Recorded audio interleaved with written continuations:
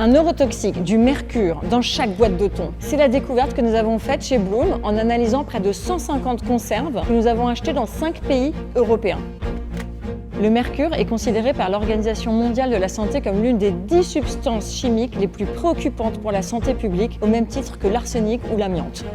Ce neurotoxique présente des risques graves pour l'organisme humain, pour chaque personne qui regarde cette vidéo donc.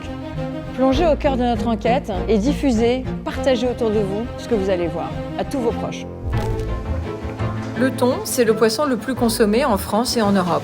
En tranches, en sushi, mais surtout en conserve. Plus d'1 milliard de kilos de thon est vendu chaque année dans l'Union européenne. Chaque habitant en consomme près de 3 kilos par an. Un marché mondial de 37 milliards d'euros. Et oui, car le thon c'est pratique, ce n'est pas très cher. Et ce serait même bon pour notre santé. Mais le thon est-il si bon pour notre santé ? Pour le vérifier, nous nous sommes intéressés au thon en boîte. Julie Gutterman, scientifique chez Bloom, a acheté 150 boîtes de thon dans les grandes chaînes de supermarchés en Europe afin de vérifier les promesses du thon au naturel. On a choisi la France, l'Espagne, l'Allemagne, l'Italie et l'Angleterre. Et on a analysé les teneurs en mercure et en méthylmercure de ces 150 boîtes. Bloom a ensuite fait tester par un laboratoire indépendant les taux de mercure présents dans ces conserves. Quand on a reçu les résultats, j'ai été assez étonnée. Premier résultat. Toutes ces boîtes sont contaminées en mercure, à des niveaux plus ou moins importants. La limite maximale la plus stricte dans les produits de la mer, c'est 0,3 mg par kilo. Et dans toutes les boîtes qu'on a testées, on a plus de la moitié qui dépasse cette limite.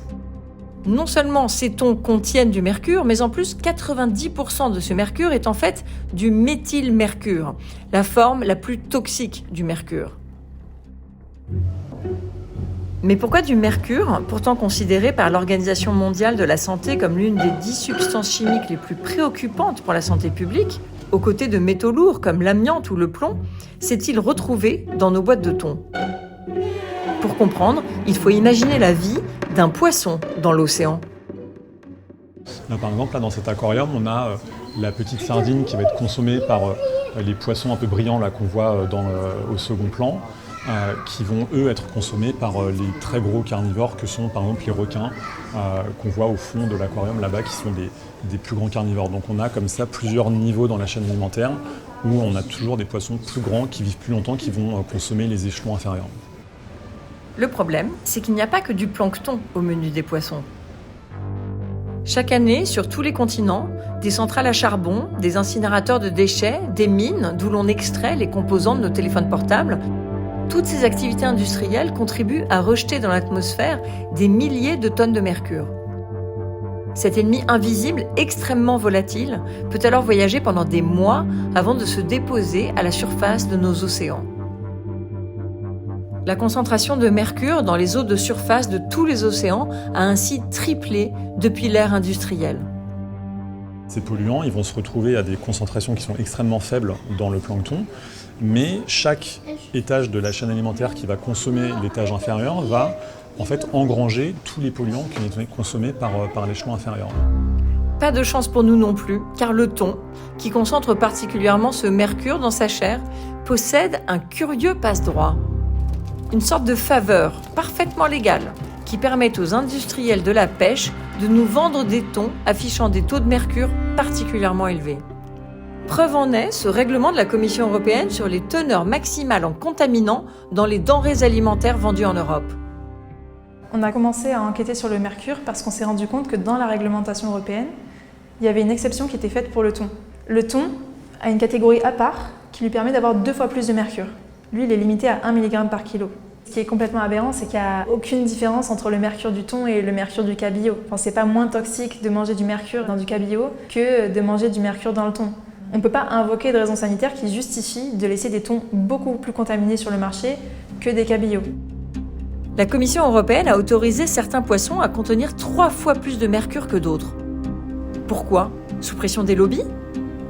En Europe, les lois sont votées et amendées par les députés du Parlement. Enfin, pas toujours. Lorsque des règles sont jugées purement techniques, elles peuvent être élaborées et adoptées par la Commission européenne, sans passer par le vote des eurodéputés. Et c'est justement le cas du règlement qui fixe les teneurs maximales en mercure dans les poissons que nous mangeons. Mais pour fixer ce double standard, la Commission n'a pas travaillé seule. Elle s'est appuyée sur un recueil de normes assez méconnu du grand public, le Codex Alimentarius. Pour ceux qui ne parlent pas bien latin, ça veut dire les lois de l'alimentation. Le Codex, c'est la Bible de l'alimentation. Piloté par l'Organisation des Nations Unies pour l'alimentation et l'agriculture et par l'Organisation mondiale de la santé, la commission du Codex définit l'ensemble des normes alimentaires mondiales. Des taux de pesticides admis dans les tomates en boîte, en passant par la composition de nos fromages français, jusqu'aux savantes règles de fabrication de la macédoine de fruits tropicaux. Le Codex, ce sont plus de 300 normes et 11 000 limites maximales de contaminants et autres additifs que doivent respecter les industriels pour prendre soin de notre santé. Grâce à ces normes, les experts scientifiques du Codex sauvent des vies. Et pendant un instant, on a été rassurés pour notre santé. Et puis, on a regardé tout cela de plus près. Et on s'est rendu compte que le Codex, ce ne sont pas simplement des scientifiques et des pays qui travaillent main dans la main. Il y a aussi des représentants du secteur agroalimentaire et en théorie, des associations de consommateurs qui contribuent à l'élaboration des normes dans un esprit d'ouverture, de collaboration et de transparence. Et effectivement, lors des réunions du Codex, on retrouve des gros poissons de l'agroalimentaire autour de la table. Par exemple, en 1985, face à la dangerosité du mercure, certains États commencent à réguler sa présence dans les produits de la pêche. Le Codex y voit une entrave au commerce mondial et décide de proposer ses propres limites de référence. Cette tâche est confiée à un groupe de travail qui doit proposer de nouvelles normes. Dans ce groupe de travail, qui compte 25 membres, on trouve près d'une personne sur 3 qui représente les intérêts des industriels. Unilever, Food and Drink Federation, Coca-Cola, Nestlé et les industriels thaïlandais du thon. Ils ont abouti avec la solution de 2 poids 2 mesures, 0,5 mg par kilo, 1 mg par kilo, pour les poissons peu contaminés et les poissons contaminés. Aucune trace d'un quelconque argument sanitaire. L'exception du thon n'a aucune raison d'être d'un point de vue scientifique. C'est le poisson le plus consommé d'Europe, mais aussi l'un des plus contaminés. Il devrait être d'autant plus strictement régulé. D'après ce qu'on a trouvé dans les rapports de leur réunion, la méthode elle s'appelle ALARA, ça veut dire aussi bas que raisonnablement atteignable. Et ce que le Codex entend par raisonnablement, pour eux, raisonnable, c'est quelque chose qui ne contraint pas les ventes. Le problème, c'est que les normes arbitraires du Codex ont depuis fait consensus. En 1993, l'Union européenne finit par adopter ce double standard. Et c'est ainsi que l'on retrouve dans nos assiettes du thon bien plus contaminé au mercure que d'autres poissons. Pour comprendre les effets de ces normes sur notre santé, nous montrons les résultats de l'étude réalisée par Julie Gutterman à un expert des contaminants, le professeur André Cicolella.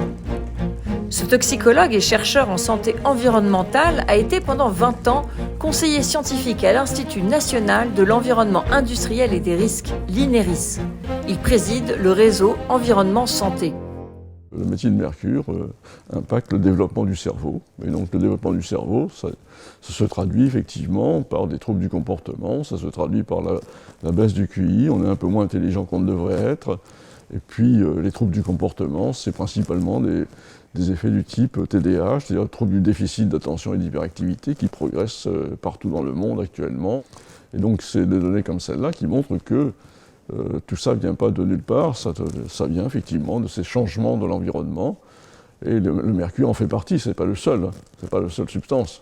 Mais avec d'autres perturbateurs endocriniens principalement, eh bien, il interagit sur la formation du cerveau.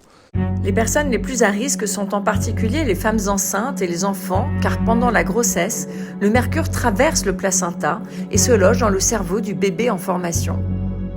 Étonnamment, des publicités incitent les femmes enceintes à manger du thon, comme ici, dans cette campagne du lobby américain de la pêche industrielle.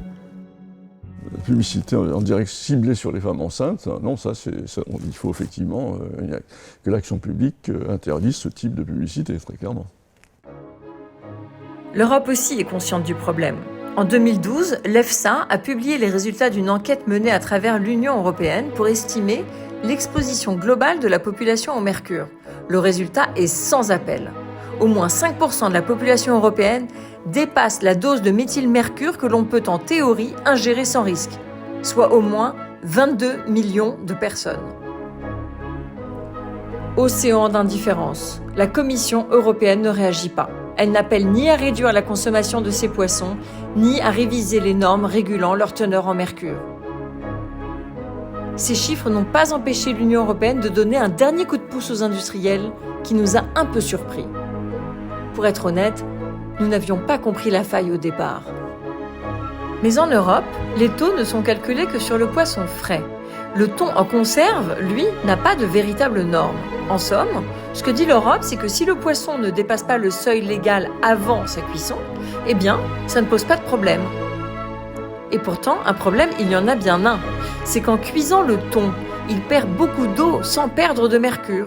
Le thon en boîte se retrouve donc plus concentré en mercure que le thon frais.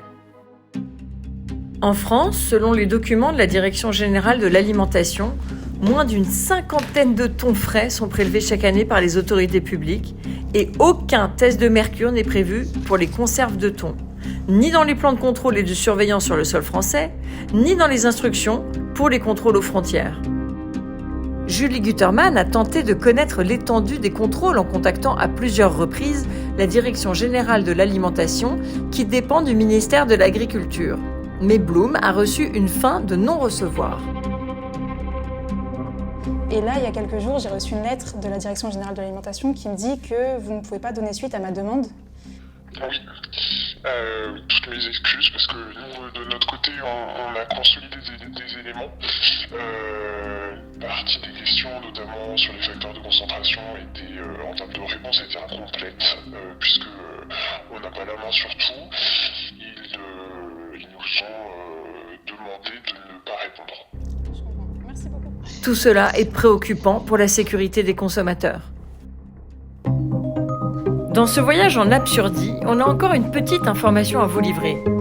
En Europe, il existe bien quelques clients qui peuvent consommer leur boîte de thon sans trop s'en faire. Ce sont nos animaux de compagnie, qui sont mieux protégés que nous. Les seuils officiels appliqués aux aliments pour animaux sont en effet plus contraignants que ceux pour l'alimentation humaine. On a du mal à y croire, et pourtant, c'est écrit noir sur blanc dans ce document de la Commission européenne. Les poissons utilisés pour fabriquer des aliments humides pour chiens et chats, comme la pâtée, ne peuvent dépasser 0,3 mg par kilo.